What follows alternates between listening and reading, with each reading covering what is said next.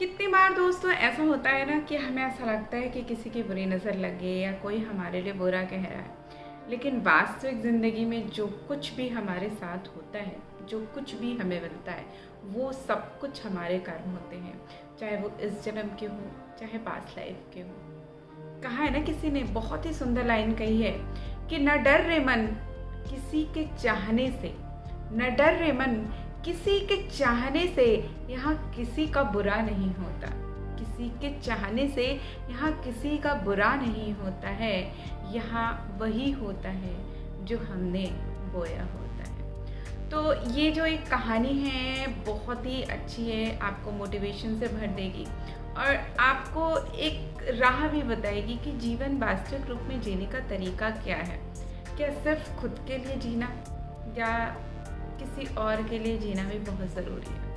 एक बार की बात है कि एक राज्य में अकाल पड़ जाता है। बहुत सारे लोग भूख से मर रहे होते हैं। वहाँ पे एक व्यापारी रहता है, वो बहुत ज़्यादा दयालु था, परोपकारी था। इतना दयालु था कि उसने अपना सब कुछ लोगों को दान कर दिया। अब उसके पास कुछ भी नहीं बचता है। तो उसकी पत्नी कहती है कि पास के नगर में एक राजा रहता है और वो लोगों के पुण्य खरीदता है। तुम ऐसा करो कि कुछ अपना पुण्य बेच आओ ताकि हम अपने घर का खर्च चला सकें और कोई नया काम शुरू कर सकें।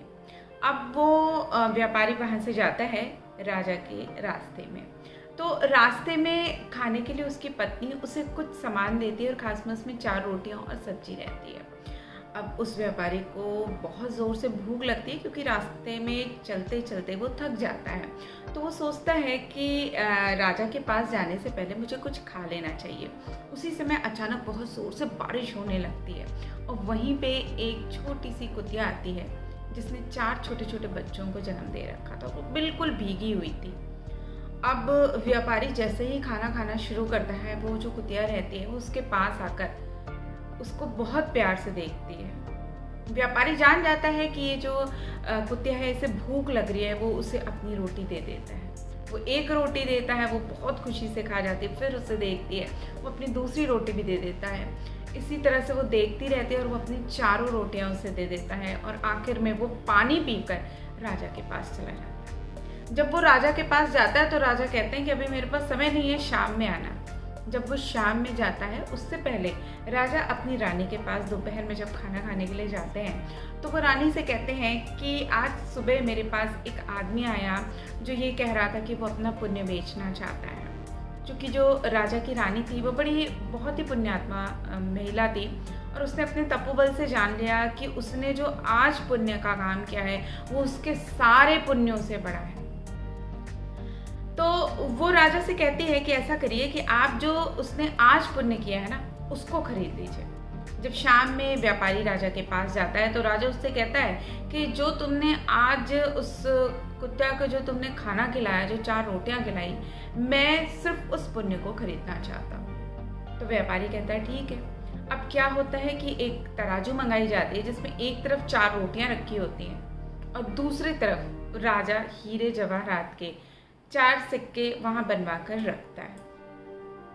लेकिन आश्चर्य की बात तो ये होती है कि तराजू उठता ही नहीं है। रोटी का जो पलड़ा होता है वो इतना भारी होता है कि जो हीरे, सोने, चांदी के जो मिक्स जो उसके सिक्के होते हैं वो भी उसको, उस पलड़े को भारी नहीं कर पाते हैं। उसके बाद और सोना और हीरे जवाहरात और गहने रखे जाते हैं, लेकिन तराजू तस का मस रहता है। रोटी वाला हिस्सा उठ ही नहीं पाता। जब बहुत देर तक ऐसा होता है और पूरा तराजू सोने, चांदी, हीरे जवाहरात से भर जाता है तो व्यापारी को महसूस होता है कि इस दुनिया में सबसे बड़ी दौलत पुण्यों की ही होती है। और वो चुपचाप राजा से ये कहता है कि अब मुझे अपने पुण्य नहीं बेचने, और वो वहाँ से आ जाता है। लेकिन जब रास्ते में जा रहा होता है तो उसे घबराहट होती है कि अब तो मेरी जो पत्नी है वो मुझे बहुत डांटेगी। तो वो क्या करता है कि जहाँ पर उसने वो उस कुतिया को खाना खिलाया रहता है वो वहाँ से थोड़े से कंकड़ उठाकर अपने थैले में भर लेता है और घर जाकर अपनी पत्नी को देता है। पत्नी पूछती है कि तुम्हें क्या मिला। उसने कहा कि ये जो हीरे जवाहरात है वो इस पोटली में है, तुम इसे ले लो। जब उसकी पत्नी उसे खोलती है इस पोटली को तो वास्तव में उसमें बहुत सारे हीरे जवाहरात निकलते हैं, जिसे देखकर व्यापारी और उसकी पत्नी दोनों हैरान रह जाते हैं। तो याद रखिए कि जो ईश्वर हैं, जो परेशानियां आपको देते हैं, जो कठिनाइयां आपको देते हैं, वो उस गुण की पहचान करने के लिए देते हैं जो गुण आपके अंदर होते हैं। और जब वो आपकी परीक्षा ले रहा होता है ना, तो आपको सबसे कठिन रास्ते से लेके जाता है।